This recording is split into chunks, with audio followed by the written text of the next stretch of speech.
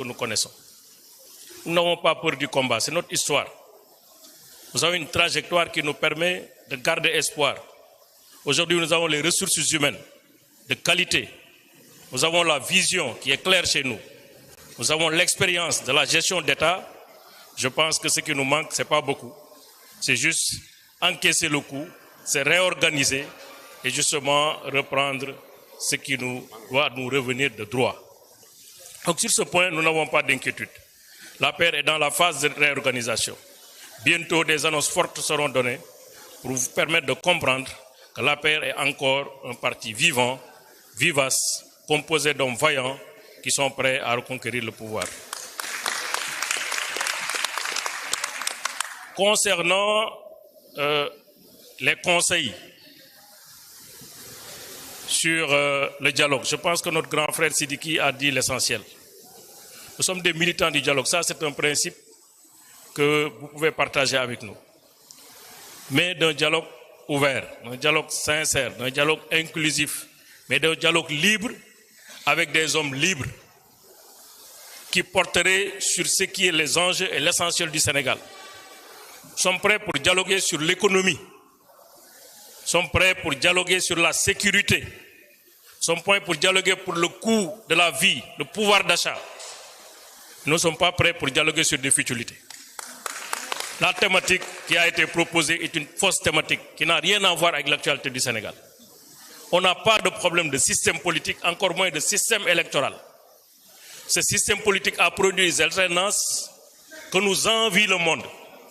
Nous avons eu une alternance en 2012, une alternance en 2000 déjà. En 2012, nous sommes sortis récemment d'une organisation d'une élection paisible, transparente, où le parti au pouvoir a pris les meilleures garanties possibles pour permettre une alternance démocratique et apaisée au Sénégal. Donc nous n'avons pas de problème de système politique, encore moins de système électoral. Si on veut dialoguer, dialoguons sur ce qui intéresse les Sénégalais. Sur la pêche, sur le monde rural. La crise est là-bas. Moo tax ñu ne dialogue bi nañ ko orienté ci lu am fula dialogue bi bu ñu ko def dialogue laabiso bu ñu ko def dialogue complot contre le peuple mais bu ñu ko def aussi dialogue validation d'un projet funeste pour l'avenir du Sénégal, pour sa démocratie et sa liberté. li ci des nag mooy gis ngeen li ngeen wax barka démb li xew démb sax lay wax li xew ci Assemblée nationale simulacre de justice la jusque-là on considère que li xew ci Sénégal amul bopp amul genn ay yu ñu inventé la boo nekkul juriste sax ba ubbee code pénal bi loolu neex nga qualifier infraction mais li ñuy wax amul aucun lien avec la réalité des faits. Jusque-là, bu doon gouvernement bu am daraja am xam Sénégal wax dëgg yàlla li ñuy wax waruloon a génn partout ministre de la justice waru foon génn mais nag comme ay fonctionnaires yu ñuy commandé la commande a été très claire ñëpp dégg nañ ko Assemblée nationale la ñu ne yéen ñëpp dinañ leen tumurankel ku ñu dem ci ñun ci sa dëkk dañuy taxaw foofu xas la saaga la digle na dinañ la yóbbu safara loolu moo am Farba Ngom dëggam lañ ko fekk ne ko yow bu soobee yàlla ay néew bés yu néew moo ci des pour ñu yóbbu la kaso tey frère am barka démb jël nañ ko yóbbu ko ci kaso bi koo xam ne liggéeyul sax ak Farba Ngom liggéeyam la doon def il n'est même pas au Sénégal ci diaspora bi lay liggéey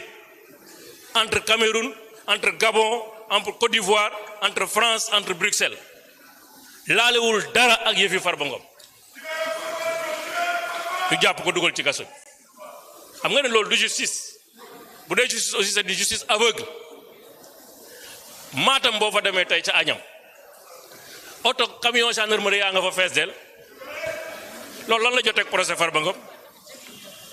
sa famille est fouillée nuit et jour fouillée laa wax di seet compte yi xale yi jabaram ñoom ñu ngi leen di seet population Agnam bi ñu leen di brutaliser. C'est l'occasion d'ailleurs au nom du SEN de renouveler notre considération et notre solidarité à cette population meurtrie dans sa chair kon loolu bokkul dara ak justice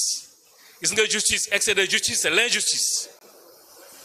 justice dafa am ay formes yu ñu koy defee waaye justice kenn du ko commandité ba fii nag même 5 ministres yi ñuy wax dont des députés dont l'immunité a été levée li ñu leen di tuumaal ci force Covid bi dara taxawu si au départ dañu wax ay milliards lañ leen di topp ba ñu ko càmbaree ba càmbar gis nañ ne booy xool sax li ñuy wax yëpp dépassé wul 6 milliards te li ñuy wax ci biir 6 milliards yi boo ci génnee 2 milliards 749 mille yon yi nga xam ne moom la ñuy tuumaal ministre Mansour Faye ak ay ñoñom ak ay opérateur économique yoo xam ne laa la ñu dara ci yëf yi moo tax ay du yem ci bopp borom dugal nañ si ñoo xam ne wóor na leen ne ñii seen yoon nekku ci mais ils sont obligés dugal leen ci pour des faire valoir ñu ne dafa am surfacturation code pénal bi maa ngi wax juriste yëpp ci Sénégal nañu dem xool code pénal article 1 ba fin fu ñu ci gis surfacturation comme infraction amul ñu jënd ceeb bi ci prix boo xam ne prix ceeb toogul benn place loi bi gouverner commerce ci Sénégal 1994 la ñu ko voté boo demee ci article 43 loi boobu di nga gis ne prix yi dañu libre Sénégal loi boobu 94 dafa ne article 1 les prix sont libres et sont fixés suivant les lois du marché ñu def loi boobu ñu koy doxal ba fii ku xool loi boobu di nga gis ne 2013 ba 2012 am na ceeb fu mu toll woon am na fu mu yëgsi bi ñuy ñëw ci Covid bi ceeb dafa jógee 2013 ci prix yëgsi 2020 ci prix boo xam ne ministre bi ci boppam moo ko fixé Mansour Faye na man du ma yem ci loolu certes am naa droit def marché de gré à gré waaye nag man damay def appel à concurrence pour que lu Sénégal mën a gagné ci yëf yi ñu gagné ko ñu def appel à concurrence ay sénégalais juddoo fii am fi seen entreprise ñëpp xam leen ci jaay ceeb ak suukar ñu def seen appel d'offre ñu confier leen ko appel d'offre fan ngeen fi mës a gisee surfacturation ci appel d'offre lan mooy surfacturation ci appel d'offre ñu def marché public ñu jël décret boo xam ne wala arrêté ministre boo xam ne 2013 la ko ministre bi jël loi bi nee na arrêté ministre de commerce pour fixer ay prix wala homologuer ay prix mënul dépasser ñaari weer wa ilaa bu ñu ko renouveler doon ko ñu mën a renouveler dul yeneen ñaari weer muy ñeenti weer ñu jël arrêté boobu nga xam ne moo fixé prix en 2013 di ko appliquer ay prix yu 2020 xam nga ñi jàngul école sax xam nañu ne loolu yenuwul maanaam te même remarque boobu ñu leen defal ci ceeb bi moom lañ defal ci sucre bi génne nañ ko ci sucre bi bàyyi ko ci ceeb bi parce que il leur fallait simplement avoir quelqu'un qui est dans l'entourage du président Mansour Faye comme ñuy wax Amadou Sall etc etc etc mais ñoom ñoo leen donc 6 milliards boo ci génnee 2 milliards 700 defe naa 2 milliards a ci des nga jël 1 milliard 120 millions ci rapport bi ñu tuumaal ko ministre communication ak culture ñu andil leen ca Cour des comptes 2023 andil leen ca police 2023 ay carton justificatif parce que ñoom dañ ne justificatif moo amul ci yëf yi ay carton lañ leen andi Cour des comptes ci boppam am na rapport bu fa ne bu ñu ko weddee ma génne rapport bi nee nañu affaire ministère de la culture ak communication moom jaratul dara parce que loolu ñuy wax jeex na xanaa kon 1 milliard 120 millions fekki ne 2 milliards 749 millions terewul communicateur traditionnel yi ci même dossier bu ko dekkoon ne léegi fii dara amatu fi justificatif bi jot nañ ko terewul ñu leen di sonal di leen laaj xaalis boo duggoon ci juge d'instruction bi ci bureau bi dafay mel ni marché Sandaga ñuy waxaale di kon que naan bii justificatif bi baax na bii baaxul bii baax na bii baaxul ba mu jug ñu yem ci 4 milliards xaalis boo xam ne ñu ne justificatif moo tax ma ne Cour des comptes IGE magistrature ENA gii war nañu xoolaat bu baax a baax ni ñuy fonctionnaire yi war nañu xool bu baax a baax aussi les tours extérieurs yi ñuy def yàq na lu bari ci élitisme organisme yooyu nga xam ne c'était des organismes d'élite parce que ku mënul xam lan mooy infraction mënoo xam justificatif dans une opération de dépense publique la fan la yem ak fan la commencé jàpp naa ne yow mii sa njàng war nañ ko xoolaat dépense publique ñaari étape la am yu majeur la phase administrative bi nga xam dañuy engager dépense bi ba liquider ko ordonnancer ko mooy les 3 phases administratives de dépense publique la dernière phase c'est la phase de paiement qui est la phase libératoire bu ñuy xool dépense publique dañuy commencer ci engagement bi yem ca paiement ba lu après paiement ba jéggi nga si li ngay seet après paiement dans une scène de dépense publique jéggi nga li ngay seet seetatoo dépense publique yaa ngi seet leneen mu ngi mel ni fonctionnaire bu ñu fay xaalisam léegi nag yemuñu ci fay ko xaalis mais dañuy dem xool ndax utiliser na ko këram fay na ci loyer lekk na ci ceeb jënd na ci kii fay na scolarité lu ci seen yoon. Donc la dépense publique, justificatif de dépense publique, c'est en amont du paiement, pas après le paiement. Parce que c'est le paiement qui est libératoire. Or, tous les justificatifs des paiements qui ont été faits dans ces dossiers, mais ont été apportés. Donc 1 milliard, vous faites que 2 milliards, faites que vous avez 1 milliard. Jeexna lan moo fa desati ñaari ministère ñu ne ministère bi nga xam mooy mine sunu sœur Sophie Gladima yoroon ko dañ ko war a toppee 119 milliards 119 millions pardon 119 millions yoo xam ne marché la bu ñu exécuté marché bi livré les preuves à l'appui ñu continuer quand même di leen topp opérateur économique sénégalais bi def affaire bi dafa mujj cautionner 119 millions yoo xam ne exécuté ko de manière contradictoire sous la surveillance et la supervision du secrétaire général de ce ministère loolu sénégalais war nañ ko xam mu des 73 milliards 73 milliards boo xam ne dañu waroon 73 millions boo xam ne dañu waroon construire benn bâtiment 73 millions bâtiment la ñu waroon construire mais comme fonds Covid dafa am période boo xam ne bu période boobu jeexee gars yi def rapport fonds yi sooma dañ koy delloowaat te ñoom loolu dañ ko soxla unité boobu dañ ko soxla biir Kédougou ñu ne nañ ko jox opérateur économique bi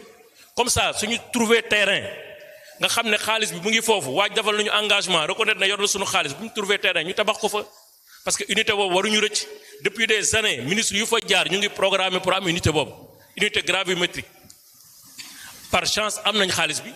d'accord nañ ci nañ ko jox opérateur bi c'est vrai l'État paye après service fait mais fonds Covid ak li ñu ko defee ak décret bi ko organisé joxe na esprit bi ñuy defee dépense yi soit nga d'accord ci esprit bi wala nga bañ a d'accord ci esprit bi parce que dafa dispenser des procédures administratives toutes les dépenses qui ont été organisées dans le cadre de fonds Covid ki yore xaalis boobu nee na man d'abord 119 millions yi preuve baa ngi nii depuis 2023 ca police la ko waxee 73 millions yi xaalis baa ngi nii soo leen bëggee léegi ma jox leen ko soo leen bëggee ngeen xool mais loolu ban infraction la am ban infraction la am ñu ne ministère développement industriel 2 milliards 500 millions koo xam ne defar na ay masque fay na xaalis ñëpp gis nañ ne fay na xaalis xam nañ koy toppee da nga def ay paiement en espèces ñu invoqué benn disposition du règlement général sur la comptabilité l'article 103 104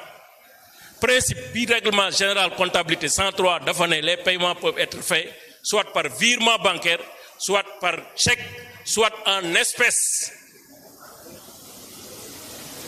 mu atténuer ko ci article 104 ne léegi nag am na ay paiements yoo xam ne bu dépassé yenn montants yi ñuy fixé par loi montants yooyu dañu koy fay par virement wala par chèque mais ci loi boobu te ñoom xamuñu loi bi c'est une instruction de la BCEAO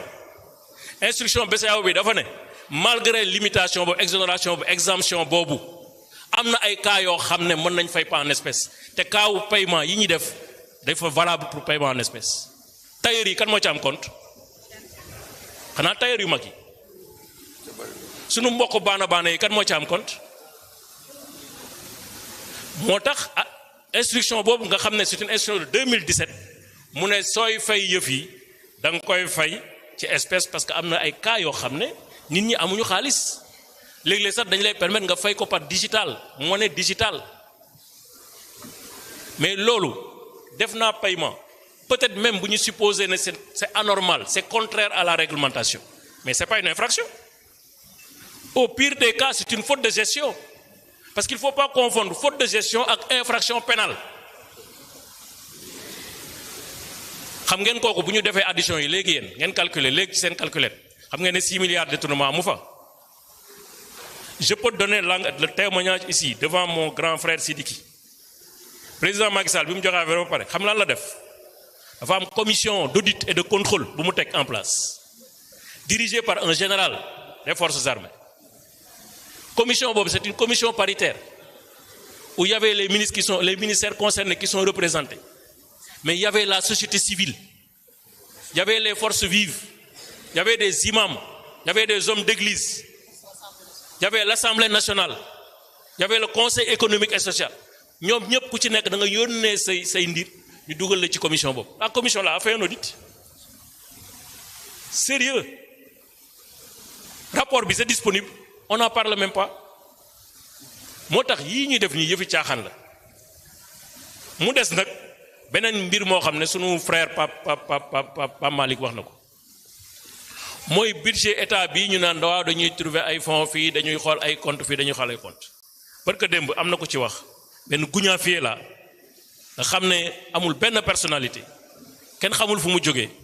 di tuumaal encore président Macky Sall ci ay wax yoo xam ne amul bopp amul kenn bi ko UG bi di seet ñaari fan muy làqatu ci loolu la tey gis naa ne nee na waaw moo waxul loolu waxul kii te ñëpp gis nañ li mu wax mais loolu génnewu ko si dina dem wuy ji justice parce que nag dañu ne ñun te loolu bokk na ci disposition yi jël ñun duñu xeexu mbedd parce que am na ko wax léegi est-ce que da ngeen dem dans la rue loolu la xaw a insinuer non bu ko jaree dinañ ko def mais nag suñu xeex ñun xel la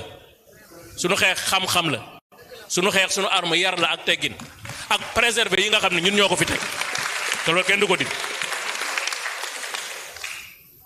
moo tax man li ma gëm j'ai espoir que Assemblée nationale comme def nañ ko boîte postale maanaam léegi moom lu ñëw rek romb jaar amuñu benn responsabilité c'est une Assemblée nationale couchée gëm naa ne bu ñu demee ci commission d'instruction yi nga xam ne ay magistrats ñoo fa nekk ay juges ñoo fa nekk ñu xool seen diggante ak yàlla ak seen boroom xool seen diggante ak Sénégal ak li Sénégal def ci ñoom ba ñu ne fa ñu ne te gëñunu kenn dàq ñoo jàng kenn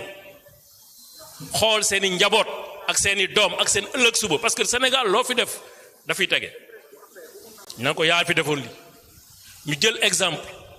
ci conseil constitutionnel barka démb ni mu taxawee jël exemple ci cour suprême ni mu taxawee jël exemple seen nawle cour CEDEAO ni mu def ba nga xam ne lii ñuy def nii bëgg ko def di toroxal ay doomu aadama ay universitaires de très haut niveau de renommée internationale comme sunu frère Ismaïla Madior ñu war ko taqal rek ci ay 50 millions parce que kenn moo ñëw jógee fële amoo xamoo dara dem waxtaan ak sa nit ci néeg ñu ne la tuumaalal diw yàqal daram nga tuumaal ko yàq daram après ñu ne dañ la yóbbu haute cour de justice. Haute cour de justice c'est pas pour rien que depuis ñu créé ko ba léegi ñaar wala ñetti procès fa am parce que c'est des faits d'une certaine gravité avec un impact d'intérêt national mooy tax ñu yóbbu la fa mais tuumaal nañ la yow ne nga effectivement ki joxoon na ma delloo naa ko ka nga jox nee na wax delloo nañ ko mais où est le problème objectivement lan moo fi problème ak lan moo fi infraction xanaa yàq der ak jaay doole parce que peut-être ils en veulent à Ismaïla pour avoir été ministre de la justice taxaw nag taxawaay boo xam ne ku gëm Sénégal gëm sa bopp bokk ci mbir ñuy bëgg a Sénégal def ko ci loo xam ne kenn mësu ko gis da nga taxaw bi nga war a taxaw loolu la Ismaïla def moom le ministre de l'intérieur defoon moom le ministre des forces armées def moom le président de la République digle sous la direction du premier ministre loolu mooy Sénégal parce que état nag bu ordre jeexee foofu état bu insécurité amul kon état amatu fa on garantit l'ordre la discipline publique et la tranquillité loolu mooy état d'abord ensuite leneen soog ci teg te li xewu Sénégal ñëpp xam nañ li ko andi ñëpp xam nañ ñi ko sooke moo tax barka dem ñu bëgg a buruxlu ci loi interprétative def nous on va être là comme des vigies et on déposera des plaintes on poursuivra qui de droit partout même bu ñu ko mënul fii poursuivre fii dinañ ko def ci fi ñu ko war a defee ci CEDEAO ak les autres hautes cours de justice parce que loolu mooy dëgg tappale yooyu nag mooy jeex Sénégal en face ils auront une opposition responsable une opposition à l'écoute des doléances de la population une opposition qui sera là pour une alternative et on espère comme ni ko xale yi di waxee mos dem jàpp nañ ne xam naa ne d'ici 2029 moom ñi nga xam ne ay apprentis lañ dinañ ñu abal Sénégal retrouver waat son lustre d'antan Sénégal bu bees Sénégal boo xam ne day dem ci kanam Sénégal boo xam ne dañ koy tabaxaat comme niñ ko tabaxee ba yegg ci ba fii Sénégal boo xam ne yar ak teggin ak fula ak fayda ak xam-xam dafay prévaloir sur tout autre maa leen di gërëm di leen sant asalaamaaleykum. Merci beaucoup monsieur le ministre Omar. Il y a 2-3 petites questions yoo xam ne nañ ci indi tontu yu gàtt mais tontu yu ay tontu cax lay doon.